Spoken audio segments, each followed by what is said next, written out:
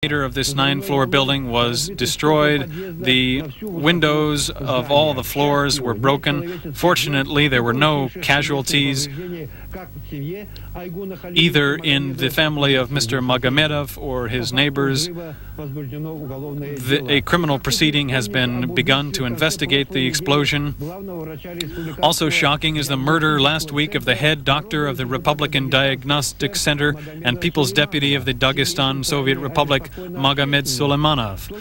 Attacks on officials of various levels, on people's deputies, and other government leaders have resulted in 20 criminal cases being started. None of them has been taken to court so far. We don't often receive information like this about the solving of a crime. In Nizhny Novgorod, the regional internal officials have found and confiscated the military weapons which were stolen last week in Karelia. There are 8 machine guns, 24 handguns, 9 grenades, 7 bayonets, and even a night vision device. We are in the internal affairs direction of Nizhnogorodskaya Oblast. You see here the weapons which were stolen from a military warehouse in the Karelian city of Kemi last week. The weapons were brought here specifically for use in organized criminal activities. We have 16 suspects. In the case, various people, including taxi drivers and owners of small businesses and cooperatives.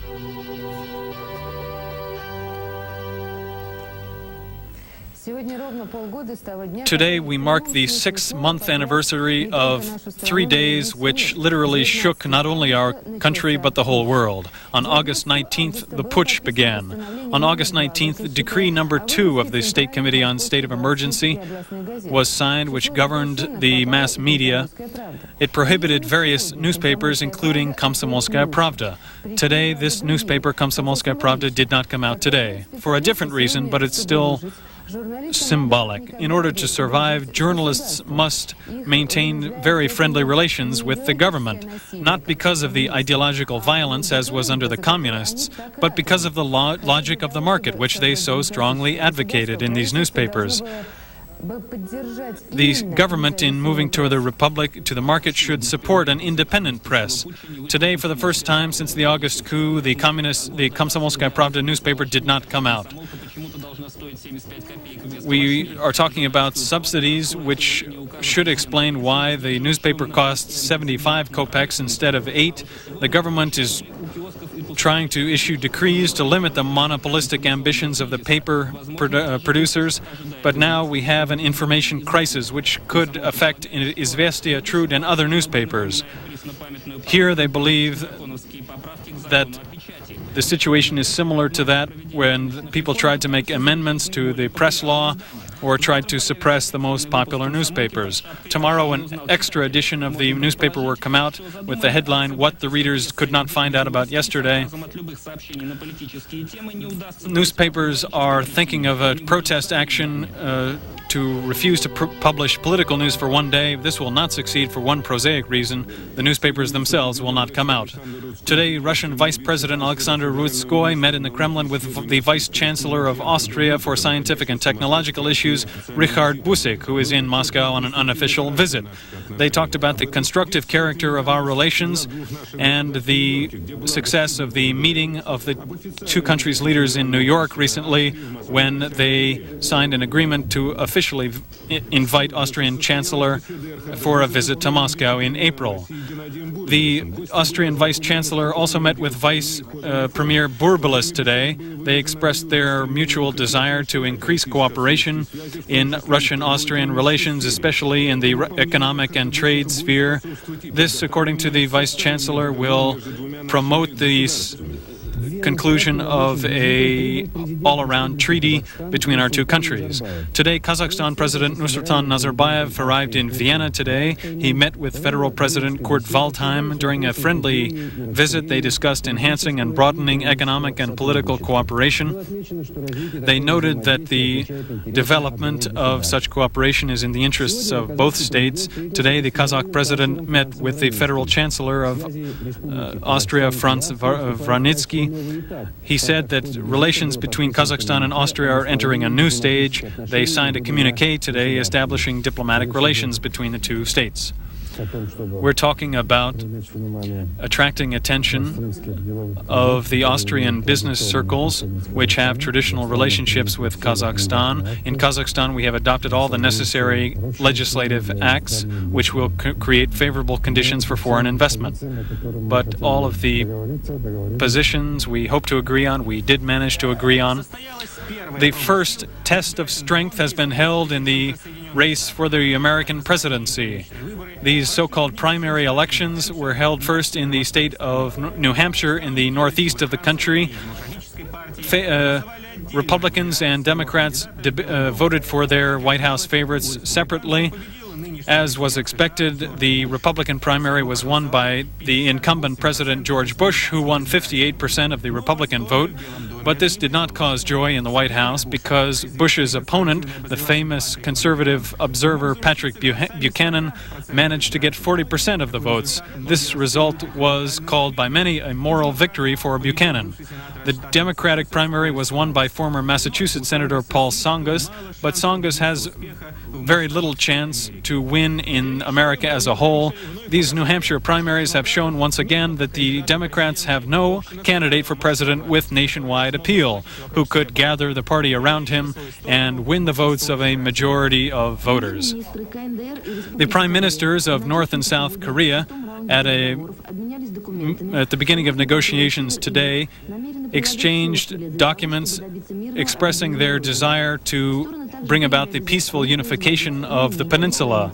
They also agreed not to produce, store, or use on the territory of Korea any nuclear weapons, and atomic energy will be used only for peaceful purposes.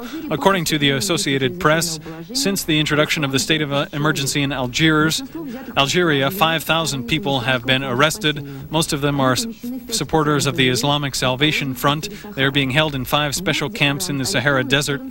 14 Islamic soldiers have been arrested and accused with an attack on security forces in the city of Oran. They were holding firearms, homemade bombs, and ammunition. Over 40 Lebanese villages near the security zone are under artillery fire from Israeli aircraft. 1 child died and 10 people were wounded today. Many buildings were destroyed. In Beirut, there was a meeting of the top Islamic clergy of Lebanon. They said that the situation in South Lebanon reminds them of the situation on the eve of the Israeli attack in 1984. Today in Poland, there was a 2-hour general warning strike by railroad workers. Their main demand was increasing salaries and the repeal of plans to lay off 25,000 rail workers this year.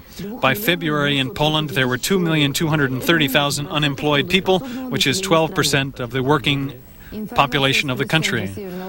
Information from the Northern Fleet Press Center clears up the collision in the Barents Sea. As we know, on 11 February of this year, an atomic submarine of the Northern Fleet under the command of Captain Lokot was fulfilling a training mission when it collided at a depth of 22 meters with an unidentified object. No crew members were injured, and the submarine was slightly damaged.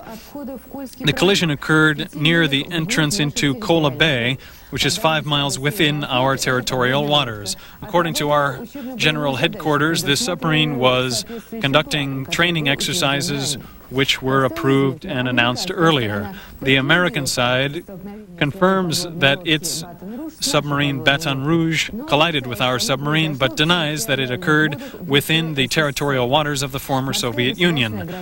The sea boundary of the former USSR extends 12 kilometers beyond the shore of the Kola Peninsula, according to legislative acts of the former USSR. These are the laws on state boundaries.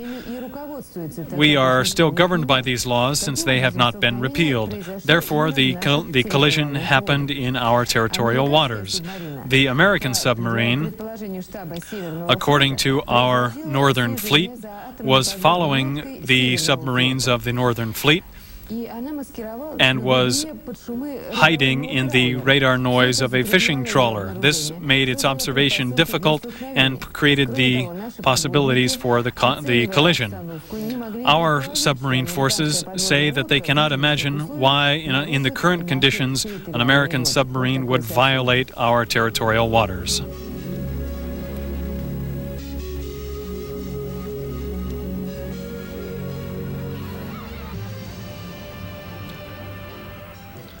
Good evening. Like all of the days of the Olympics, today's 12th day was full of hopes and disappointments. We had a special hopes for the women's 15-kilometer biathlon with 4 shooting stations. I personally did not believe that Anfisa Ritsova could win, but Olympic glory played its role in her great performance. However, today she fired 9 misses, and as a result of her 9-minute penalty, she finished only 15th. The champion was the very confident and smiling Antti Mizerski from Germany.